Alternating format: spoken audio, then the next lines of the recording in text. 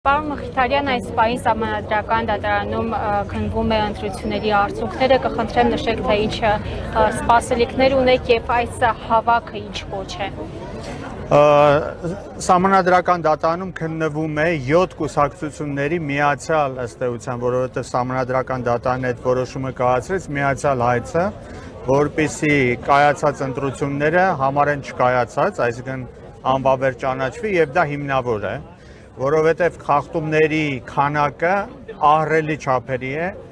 աննախադեպ չափերի է, ընդ որում խախտումների մասին, երբ որ մենք խոսում ենք, սա որպես ասում եմ ընտրական իրավունքի մասնագետ եւ ավելի քան 15 տարվա դասախոս ընտրական իրավունքի։ Երբեք այսպիսի չափով ընտրախախտումներ մենք չենք ունեցել, որոնք վերաբերում են ոչ միայն ընտրությունների օրվան, քվեարկության օրվան, այլ նաեւ նախընտրական շրջանում։ Փետրվարի 7-ից սկսած։ Դրանք իսկապես աննախադեպ շատ չափերի են, որոնք էական ազդեցություն ունեն ընտրությունների արդյունքի վրա։ Իսկ ընտրությունների արդյունքները չեղարկվում են, եթե նույնիսկ մի փոքր կասկած կա, որ ընտրությունների ընթացքում ամբողջ քարոզարշավի ընթացքում եղել են այնպիսի խախտումներ, որոնք կարող էին որոշակի ձևով ազդել քվեարկության արդյունքների վրա։ Իսկ սա ակնհայտ է։ Իսկ այստեղ ես տեսնում եմ փաստորեն մեր ժողովրդի ներկայացուցիչներին, որոնք դե մարդիկ կան ասում են, բա ուր են այն մարդիկ, որոնք չեն բողոքում, ուր են, հաշտ են այդ իրավիճակի հետ։ Մենք տեսնում ենք, որ մարդիկ հաշտ չեն։ Եվ ամեն անգամ չի, որ պետք է այդ մարդիկ իրենց ձայնը բարձրացնեն եւ իրենց այդ անհաշտությունը հայտնեն։ Այդ անհաշտությունը կարող է լինել մի պահ եւ վերջնական։ Կոնկրետ ինչ խախտումներ եք ներկայացրել Սահմանադրական դատարան։ Հայաքվեն աջակցում էր Ուժեղ Հայաստանին։ Ուժեղ Հայաստանը ինչ ընտրախախտումների մասին է բարձրաձայնել ներկայացրել Սահմանադրական դատարան։ Ընտրական խախտումները մի հսկա թղթապանակ է։ Ընտրական խախտումների վերաբերյալ մի քանի կատեգորիաների ընտրական խախտումներ կան, ուրեմն դրանցից ամենաշատ խախտումները վերաբերում են վարչական ռեսուրսի օգտագործմանը։ Սա ամենաշատ խախտումներն են, որոնք ընդհանուր խախտումների մեջ ավելի քան 1/3-ն է կազմում։ Վարչական ռեսուրսի օգտագործումը այնպիսի խախտում է, որը չես կարող կոնկրետ չափել, ցավոք սրտի, բայց նրա ազդեցությունը էական է, որովհետև դա ենթադրում է օրինակ դպրոցների օգտագործումը քարոզարշավի ժամանակ, մարդկանց ահաբեկելը, որ աշխատանքը կկորցնեն, եթե այս ուղղությամբ չքվեարկեն։ Մարդկանց ցուցակների կազմումը նախապես եւ նրանց վրա որոշակի ազդեցությունը, կողմնորոշումը, ուղղորդումը եւ մնացած բաները։ Այս ամբողջը էական նշանակություն ունի։ Բայց ես ասեմ, շատերը չեն նկատել, ամենամեծ խախտումը այն է, ուշադրություն, որ մեր շուրջ 60,000 հայրենակիցների, որոնք Հայաստանի Հանրապետության քաղաքացիներ են, որոնք անձնագրերը ուղղակի ստացել էին Ստեփանակերտից, նրանց ուղղակի չի թույլատրվել մասնակցել քվեարկությանը։ Մենք այս հարցը բարձրաձայնել ենք միջազգային հանրության առաջ,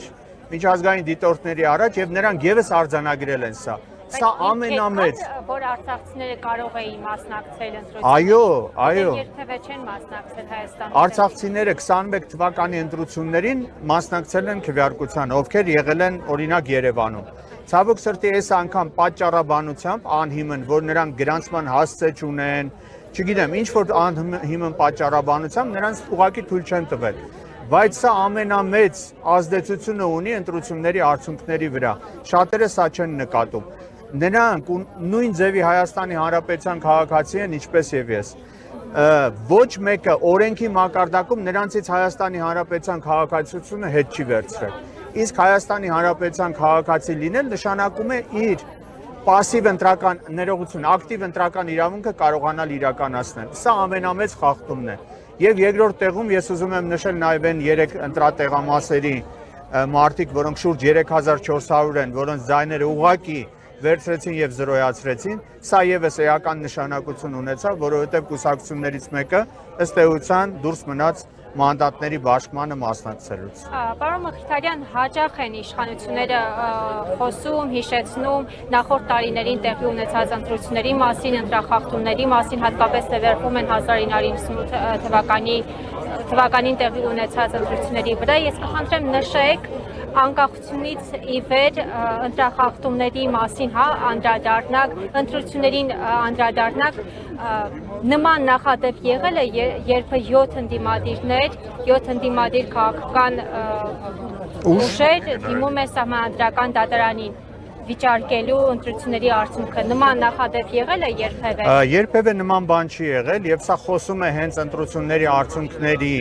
եւ այն կեղծիքների մասին, որոնք էական ազդեցություն են ունեցել արդյունքների վրա, իսկ ովքեր ուզում են այսօրվա 21-րդ դարի 20-ական թվականների ընտրությունները համեմատել օրինակ 90-ական թվականների հետ, ես մի պատասխան նրանց կտամ։ Արդյոք օրինակ նախորդ դարի 90-ական թվականներին դուք ունեիք արհեստական բանականությունից օգտվելու իրավունք։ Ունեիք թե չէ, չունեք։ Հայաստանի Հանրապետության օրենսդրությունը եւս կատարելագործվել է։ Եվ օրինակ լցոնումների հնարավորություն հիմա ըստ էության չի տալիս։ Բայց այն կեղծիքները, որոնք կան հատկապես վարչական ռեսուրսը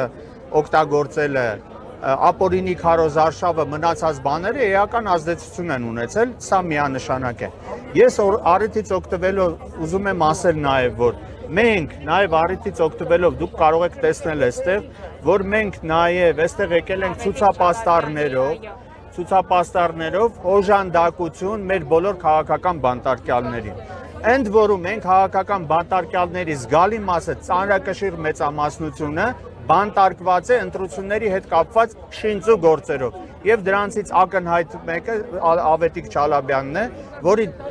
հետ կապված ինչ որ ձայնագրություն է հրապարակվել, դրանից անցել է մի ամիս, հետո նրանք մտածել են ինչ անենք, որ Չալաբյանը օրինակ այստեղ չլինի,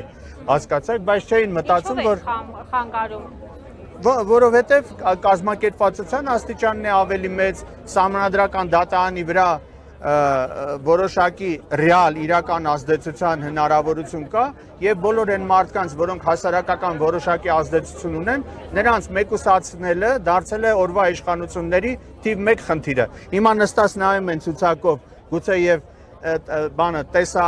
կամերաներով հիմա ինձ են նայում եւ հաշվում են մեզ, թե ում կարելի է մեկուսացնել, որպեսզի հնարավորություն չունենան ժողովրդի կարծիքի վրա ազդեցություն ունենալու, բայց նրանց ի պատասխան ուղիղ ասում եմ, ուրեմն մեկ հոգու ձերբակալել կամ կալանավորելը տասնյակ անգամ մեծացնելու է մարդկանց թիվը։ Սա հիշեք եւ ավելի լավ է դադարեցնեք։